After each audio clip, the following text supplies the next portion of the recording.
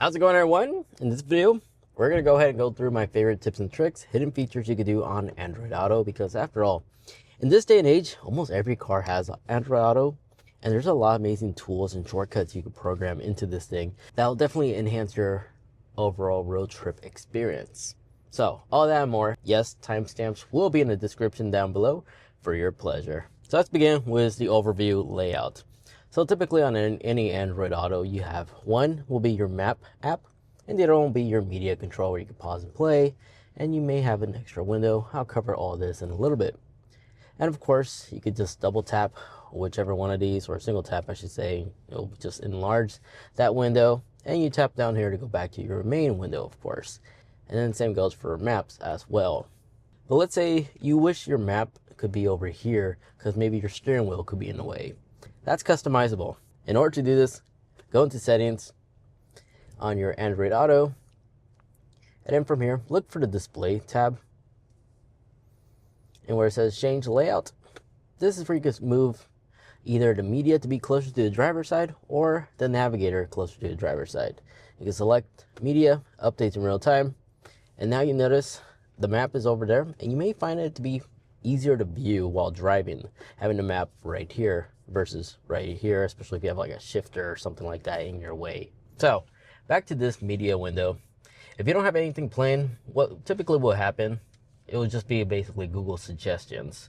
So all these are other like media players or sources that I may think you will like during the drive. Right now it just has news, and it basically would just do it all based off your habits on your phone. But if we exit out of here, you have quick access to your apps, and all these apps are actually fully customizable. By that I mean like you can fully rearrange it or include a wallpaper, which is a feature I always see a lot of people always overlook. You see, if you like to have a wallpaper, the same wallpaper you have on your smartphone, onto your Android Auto unit, you need to go into settings. Now let's get back to the main page right in here, and just scroll down until you find the display section. Use phone wallpaper in Android Auto. Enable this. You may have to rearrange it, but by doing so, you should have your wallpaper in the background. And yeah, I have to recrop where my dog photo is, but you get the pictures. Kind of cool. I like that customization ability. But in terms of rearranging these apps or deleting the ones you don't use, back in settings, scroll all the way down to the section where it says more settings. Select see more settings on your phone. And now it will prompt you to launch the phone app on your phone. And right here, it immediately will take you to your Android Auto settings. Just scroll down and look for a customized launcher. Select this. And this is where you can decide on check marking the apps you don't care about or check marking the apps you do care about. You can also re-add them too, so it's not the end of the world. You can tap this little dot grayed out box icons on the side, and you can rearrange it by simply long holding and moving it up like so. So all your favorite apps you move all the way on top. Now since we're here, there's a cool feature right here where it says add shortcut to the launcher. And right now I programmed one to tell me where the nearest gas station is automatically without me having to actually like physically tap on the Android Auto settings. And to demonstrate how this works, and I'm out of fuel, my fuel preference is Chevron, nothing else. I programmed this so when I tap on it, take a listen. Chevron, all right. It immediately knows I like to know where the nearest Chevron is. I could just tap start. So if I'm in a new place, traveling, I could just tap that and it will automatically add the nearby Chevron gas station to my route and navigation. So back on this page where you customize your apps, to have that set up, simply tap on add shortcut to launcher.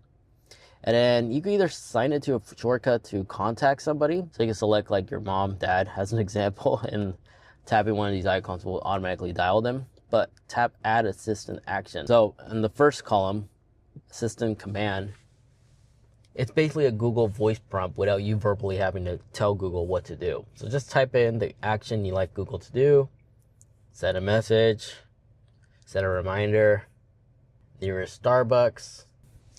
So this is the voice command, but in text form. So now on the bottom over here, you could call it. So I'm just going to call it coffee. And then you could test the command, see if it works. Got it. Starbucks Coffee Company. It works. So we're going to hit exit and create the shortcut.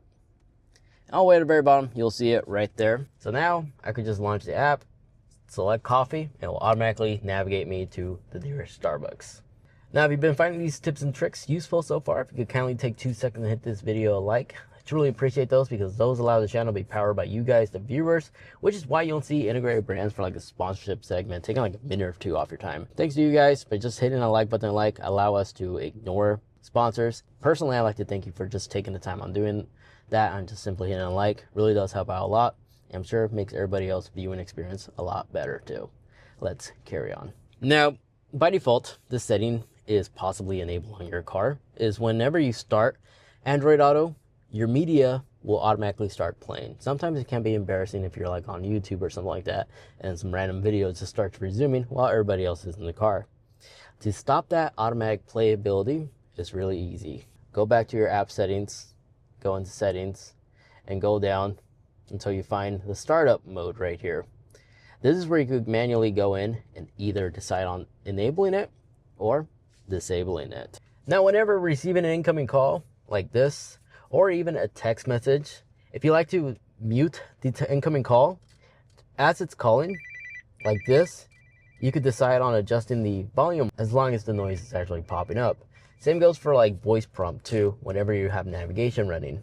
Head toward Pleasant Grove Boulevard. Pleasant Grove Boulevard. As the narrator is speaking, adjust your volume rocker to actually adjust the audio to the navigation voice. And then whenever you receive a message, you can either decide on replying with dictation, message out loud, or mute it entirely. But then if you don't reply, it'll actually pop up right there, reminding you to get to them later in case you are just busy. But if you like to hide this or remove the context to the text message, you could customize that as well.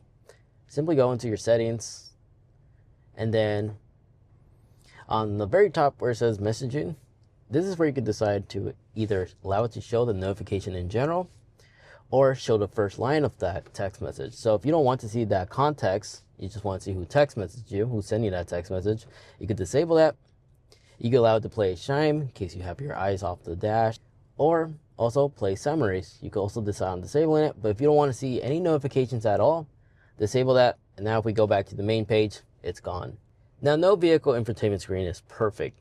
Android Auto just simply drops, stops working, and you may think the only way to resolve this problem is to automatically park, turn off the vehicle entirely, and then turn it back on. You don't have to do that. You see, depending on the type of vehicle you have, this screen can be easily rebooted without you having to turn off your car. For BMWs, simply just long hold the volume power icon on the volume knob for like typically around 30 seconds. It'll automatically reboot it. For like Lincolns, the volume knob, you have to press on it 5 times within 7 seconds for it to automatically turn off. And then for Fords, hold down the next track as well as the volume knob power icon for a good 5 seconds. It will also reboot it that way as well. So just take the time, go on Google, type in how to reset my infotainment screen on a Honda CR-V as an example, if holding down the power button doesn't work for you. By simply doing that, should resolve that wireless connection issue or Android Auto problem, connectivity problems whatsoever. And just like that, we are up and running. Of course, the microphone icon will allow you to have quick access to the virtual voice assistant. You can also press on the steering wheel speak icon on your car as well. But did you know, for the virtual voice command, you could set that up so it only recognizes your voice with Voice ID. Go back to your Android Auto screen where all your apps are, select settings, scroll all the way down so you see more settings on the phone, and unlock your phone. And from here, scroll down and look for the digital virtual voice assistant right here. And just make sure this section was the hey, good. I'm just going to say good so I don't activate your device. Make sure that's enabled. And then the Google virtual assistant will quickly get trained. It'll take like 5 minutes or so for it to recognize your voice only. This way, if somebody else says it in the car, it won't accidentally toggle it. And then if you have to wait in a car for some reason, with the ignition on, of course, don't forget, you have access to a bunch of pre-installed games right here you can play on your screen, giving like older vehicles some modern day car features. The only thing we're missing is video, unfortunately. And then if for whatever said reason you find yourself in a right wheel drive car or a left wheel drive car, depending on your country, If you go into settings and go back into the display tab where it says driver seat location, this is where you can decide on allowing the car to be done by the VIN number. But if you have an aftermarket head unit, you can select left or right side. This way it could adjust with your steering wheel.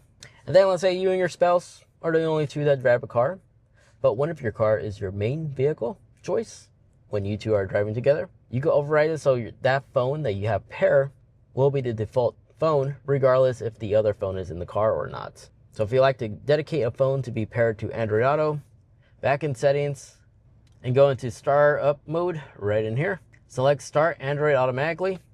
This is where you can select the Android phone to always be paired and connect to your Android Auto vehicle head unit, or you can set it so it's default to the last used phone on the drive, or you can actually let the vehicle default the settings too if you go in there. But some vehicles don't have that, and their setting might be really complicated to really find it. It's easier if you just manually select it from here. But that's how you can actually set one smartphone to be the dedicated phone to connect to Android Auto when not present, if it's a vehicle that you and your spouse drive. Other than that, there we have it. That is the complete guide of all the cool tips and tricks, hidden features that you could do to get the best experience out of Android Auto. Hopefully you guys found this video informative and useful. If you did, maybe you'd like to see some more videos I cover, such as if you have an S Pen like my Samsung device does, I highly recommend checking out this video over there, where I go through some amazing S Pen features that not a lot of people know about. All that and more in that video. Thank you so much for watching.